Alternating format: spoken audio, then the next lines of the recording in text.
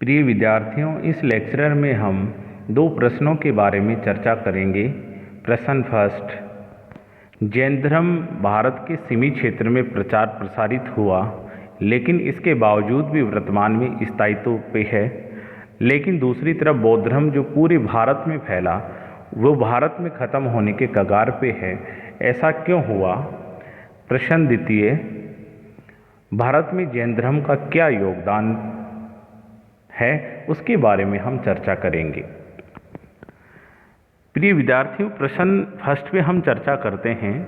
तो यदि हम दृष्टिगत करें तो बौद्ध धर्म न केवल भारत बल्कि विश्व के अनेक देशों में फैला, लेकिन वर्तमान में यदि हम देखें तो बौद्ध धर्म खुद के मूल देश में संकट के कगार पे है। भारत में अब करोड़ों की संख्या में भी बौद्ध धर्म के अनुयायी नहीं रहे, जबकि जैन धर्म के प्रारंभ में भी अनुयायी तो कम थे, लेकिन अनुयायियों में स्थायित्व बना रहा। ऐसा क्यों हुआ? तो उसके मुख्य रूप से तीन कारण प्रतीत होते हैं। उनमें पहला देखते हैं, जैन धर्म के अनुयायी धीरे धीरे एक जाति के रूप में संगठित हो गए और अपनी जातीय पहचान को उन्होंने कायम कर लिया। अपने वैवाहिक बंधन हो, उत्तराधिकार से संबंधित हों, अपने सामाजिक रीति रिवाज हैं, क्रियाकलाप हैं, संस्कार हैं, उनके लिए एक पृथक रूप से इन लोगों ने धीरे धीरे संहिता विकसित कर ली। इसलिए ये स्वयं को ब्राह्मण धर्म से पृथक महसूस करने लगे। तो इनकी एक पृथक जातीयता पहचान हुई। उस जातीय पहचान के कारण इनके जो सामाजिक जो संबंध थे वो एक वर्ग विशेष तक सीमित हो गए और उस जाति के बाहर इन्होंने स्वीकार नहीं किया। तो जैन धर्म एक जाति के रूप में बदला। ये जैन धर्म के स्थायित्व होने का एक मुख्य कारण है। पॉइंट नंबर 2, उनके अनुयायियों की संख्या यद्यपि कम रही, लेकिन उन्होंने अपनी परंपरा को बनाए रखा। क्यों? क्योंकि जैन धर्म के लोग अपने जो धर्म के विचार हैं उनके प्रति अत्यधिक कठोरता से पालन करते हैं। इसलिए कठोरता से पालन करने के कारण इन्होंने अपनी जो आदर्श हैं, अपनी जो धार्मिक क्रियाकलाप हैं, धार्मिक सिद्धांत हैं, उनको अपनी जीवन शैली का हिस्सा बनाए रखा। इसलिए निरंतरता के रूप में एक पीढ़ी से दूसरी पीढ़ी तक चलते रहे। पॉइंट नंबर 3, कालांतर में जैन धर्म में ब्राह्मण धर्म का अभिन्न अंग दिखाई देने लगा। अभी हमने वीडियो में देखा कि ब्राह्मण धर्म के अनेक तत्वों को धीरे धीरे जैन धर्म ने ग्रहण कर लिया। इसका प्रभाव क्या हुआ कि हिंदू धर्म जो थे, जो ब्राह्मण धर्म थे, उनके प्रचारकों, दार्शनिकों को ये महसूस हुआ कि जैन धर्म तो वास्तव में ब्राह्मण धर्म का ही एक हिस्सा है। इसलिए हिंदू धर्म के जो लोग हैं उनके आचार्यों ने उतनी आलोचना जैन धर्म पे नहीं की जितनी बौद्ध धर्म पे की। जैसे शंकराचार्य ने सबसे ज़्यादा चोट बौद्ध धर्म को पहुंचाई। वो छद्म रूप से बौद्ध बन गया था, जिसको प्रच्छन्न बौद्ध कहते हैं। प्रच्छन्न बौद्ध शंकराचार्य को कहा जाता है।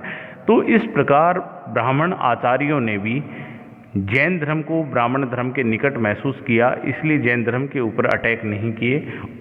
जबकि बुद्ध के धर्म पर लगातार प्रहार किए परिणाम स्वरूप बुद्ध के अनुयायी धीरे धीरे ब्राह्मण धर्म में प्रविष्ट होने लगते हैं। एक और पॉइंट है इसमें बौद्ध धर्म के नष्ट होने में कि बौद्ध धर्म ने न तो पृथक रूप से अपनी कोई पुस्तक निकाली, न बौद्ध धर्म में पृथक रूप से कोई धार्मिक संप्रदाय चलाए, न पृथक रूप से जातीय पहचान कायम की, न पृथक रूप से कोई उपासना पद्धति जारी की। इसलिए धीरे धीरे आमजन को ये महसूस हुआ कि बौद्ध धर्म भी वास्तव में ब्राह्मण धर्म का ही एक संप्रदाय है। इसलिए लोग धीरे धीरे वापस ब्राह्मण धर्म की तरफ आने लग गए। तो ये कारण था बौद्ध धर्म भारत में खत्म होने का, जबकि जैन धर्म भारत में स्थायित्व बना रहा। नेक्स्ट क्वेश्चन देखते हैं, जैन धर्म की विश्व को देन। यद्यपि जैन धर्म का प्रचार सीमित था, लेकिन भारतीय सभ्यता संस्कृति के साथ साथ पूरे वैश्विक समुदाय को एक बड़ा अभूतपूर्व योगदान इन लोगों के द्वारा दिया गया। इन लोगों ने मानव इतिहास को ये बताया कि संख्या महत्वपूर्ण नहीं है, व्यक्ति के कार्य महत्वपूर्ण हैं। यदि समुदाय छोटा है, लेकिन अपने कर्तव्यों के द्वारा, अपनी मेहनत के द्वारा भी बड़े कार्य कर सकते हैं। तो जैनी लोगों ने अपनी मेहनत के बलबूते विभिन्न व्यापारिक वाणिज्यिक गतिविधियों पे एकाधिकार कायम कर लिया। तो इनका योगदान क्या है? योगदान में पॉइंट नंबर फर्स्ट देखते हैं, जैन धर्म की अहिंसा नीति का योगदान। अहिंसा नीति पे बल दिया महावीर स्वामी ने, अहिंसा नीति पे बल दिया। मन वचन कर्म कैसी भी तरीके से हिंसा नहीं होनी चाहिए। आज भी हम जैनी धर्म के अंतर्गत देखते हैं कई प्रकार की खाद्य वस्तुओं को निषेध किया गया है और लोग उनसे दूरी बनाए रखते हैं। उनके पीछे अहिंसा नीति का ही धारणा है। अहिंसा नीति के तहत वो ये मानते हैं कि कई चीज़ों को खाने से छोटे छोटे जो सूक्ष्म जीव हैं उनकी मृत्यु हो जाती है, इसलिए उन चीज़ों को अपनी खाद्य सामग्री से परहेज रखना चाहिए। इसलिए ये लोग अहिंसा नीति पे अत्यधिक बल देते हैं। पॉइंट नंबर 2, साहित्य के क्षेत्र में योगदान। जैन धर्म के विद्वानों ने अनेक भाषाओं में अपनी कृतियों की रचना की और भारत के जो साहित्य है उसको अत्यधिक समृद्ध किया। इस कारण जो विभिन्न भाषाएं हैं, पाली है, प्राकृत है, तमिल है, तेलुगु है, उनके अंतर्गत अत्यधिक साहित्य लिखा गया और उस साहित्य के कारण ये भाषाएं भी मजबूत हुई और यहाँ का दर्शन है वो भी बड़ा मजबूत हुआ। और ये साहित्य वर्तमान में भारतीय इतिहास के निर्माण में बड़ा योगदान देता है। तत्कालीन शासकों की सामाजिक, आर्थिक, राजनीतिक, सांस्कृतिक और धार्मिक जो परिस्थिति हैं उनको हम अध्ययन करने में सुविधा प्राप्त करते हैं। तो साहित्य के क्षेत्र में सबसे बड़ा योगदान एक तरीके से देखा जाए तो बौद्ध जैन धर्म का यही है। पॉइंट नंबर 3, जैन धर्म का सर्वाधिक महत्वपूर्ण योगदान आर्ट एंड आर्किटेक्चर में रहा, कला और स्थापत्य के क्षेत्र में है। इन लोगों के द्वारा अनेक गुफाएं बनाई गई, काफ़ी मंदिर बनाए गए, जो वर्तमान में भारत के सबसे कलात्मक मंदिरों में से एक मंदिर माने जाते हैं। तो पॉइंट नंबर 3 में देखिए कि जैन धर्म का सर्वाधिक महत्वपूर्ण योगदान कला एवं स्थापत्य के क्षेत्र में है। उड़ीसा के पुरी जिले में उदयगिरी और खंडगिरी की 35 जैन गुफाएं स्थापत्य के क्षेत्र में विरासत हैं। एग्जाम में भी ये पूछा जाता है उदयगिरी और खंडगिरी की जो पहाड़ी जो गुफाएं हैं वो किस धर्म से संबंधित हैं? जैन धर्म से। ये कहाँ पे हैं? उड़ीसा के पुरी जिले में।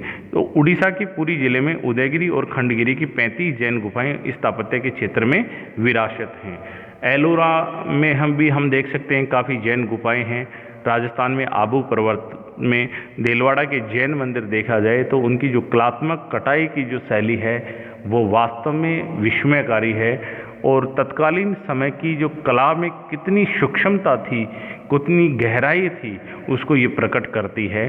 तो आबू पर्वत में देलवाड़ा की जैन मंदिर विश्व प्रसिद्ध है। इसी प्रकार राजस्थान में हम देख सकते हैं ओसिया के हैं, रणकपुर के चौमुखा जैन मंदिर है, झालरापाटन के मंदिर हैं, ये विश्व प्रसिद्ध मंदिर हैं। यदि गुजरात में हम देखें तो गिरनार की पहाड़ियों में पालिताना पहाड़ी पर जैन मंदिरों का समूह है, ये भी अपनी कलात्मकता के लिए विश्व प्रसिद्ध है। यदि साउथ इंडिया में हम देखें तो कर्नाटक में स्वर्ण बेलगोला में बाहुबली की एक मूर्ति है जो प्रथम तीर्थंकर के पुत्र की विश्व प्रसिद्ध मूर्ति है, जो लगभग 56 फीट ऊंची है और ये अकेले पहाड़ को काटकर बनाई गई है। तो इस प्रकार कला और स्थापत्य के क्षेत्र में इनका बड़ा योगदान है। फिर अनेकांतवाद का सिद्धांत देकर विभिन्न मतों संप्रदायों के बीच भेदभाव मिटाकर समन्वयवादी दृष्टिकोण अपनाने की सलाह दी। जैन धर्म में अनेकांतवाद का सिद्धांत दिया गया। इसका तात्पर्य होता है कि एक ही वस्तु पे, एक ही विषय पे अनेक मत हो सकते हैं, अलग अलग चीज़ें उनके बारे में जो राय है वो सही हो सकती हैं। इसी से एक शाद्वाद सिद्धांत निकला, उसमें यही है कि हमें सभी के विचारों का सम्मान करना चाहिए, क्योंकि कोई भी व्यक्ति एक विषय के बारे में पूरा सही नहीं होता, वो भी आंशिक रूप से गलत होता है, और कोई व्यक्ति पूर्ण रूप से गलत नहीं होता, वो भी आंशिक रूप से सत्य होता है। इसलिए कुछ न कुछ बातें सभी की अच्छी होती हैं, इसलिए अच्छी बातों को हमें ग्रहण करना चाहिए। तो ये समन्वयवादी सिद्धांत है, विभिन्न लोगों को आपस में जोड़ने का, एक दूसरे के विचारों को सुनने का, और यदि यथार्थ हैं, प्रासंगिक हैं, तो उन्हें ग्रहण करने की शक्ति देता है, प्रेरणा देता है। तो इस प्रकार जैन धर्म ने भारत को काफ़ी योगदान दिया।